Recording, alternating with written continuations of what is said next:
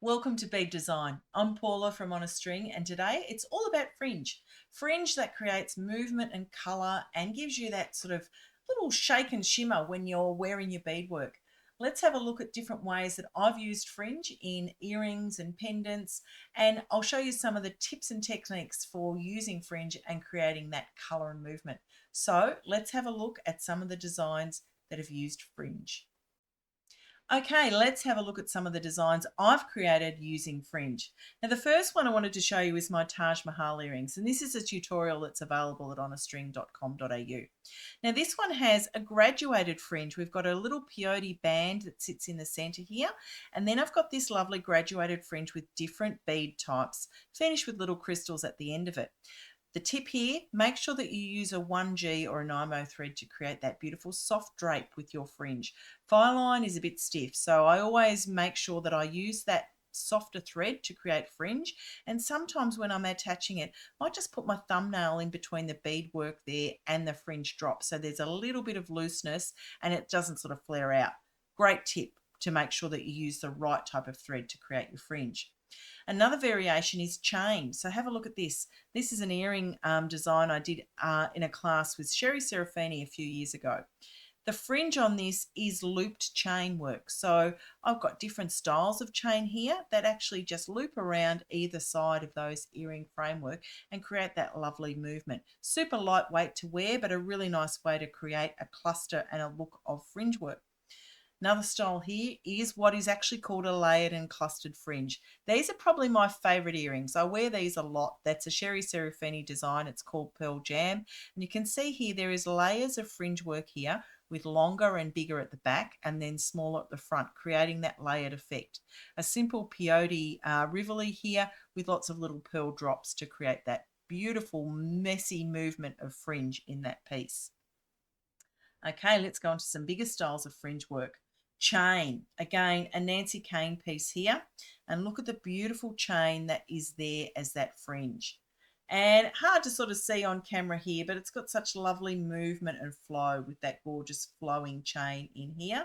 It's all attached in the center of this particular piece. Look down the top there and you can actually see the sort of hollow center there, but the chain is the real feature here in that flow in that particular piece.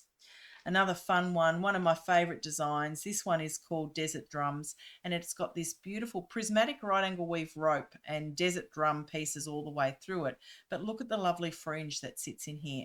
If you look closely, you can see that I've created different styles and types of fringe, different drops on the end of each one, even little different sort of stitch techniques to create those fringe elements that are all moving and shaking and creating that beautiful movement and flow.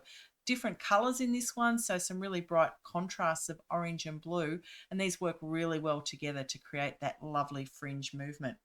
And the last one I wanted to show you was this particular gold piece here. This one's called Ode to Joy, and it's got one piece of fringe that loops around through the bottom of this piece, but it's got this little flowing pieces of fringe drops at the very bottom of those. So different ways to bring in fringe elements into your beadwork. Now, in our Fringe Variations guide that is part of a bead design series, and you can scan the QR code here on screen to grab a copy of that and the other guides that are available as well, we go through different fringe building techniques. So there is the concept of making a layered or asymmetrical fringe. Think of the Taj Mahal earrings I showed you earlier. There's an asymmetrical fringe right there. You can create multiple rows and textures or different clustered type fringe like the pearl ones I showed you, or even looped fringe like the chain.